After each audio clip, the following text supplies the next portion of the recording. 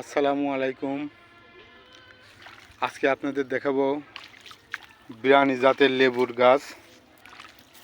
বিরানি জাতের লেবুর গাছের লেবুর স্বাদ অনেক সুন্দর, খেতে খুব মজা লাগে। বর্ষার জন্য গাছের ভিতরে পানি জমে গেছে। বাগানে ছোট্ট একটা বাগান আছে,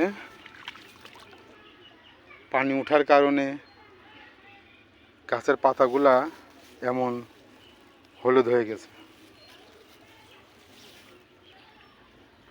কিছু লেবু ধরেছে, এ হচ্ছে বিরানি জাতের লেবু। ধরলে পরে অনেক বেশি ধরে।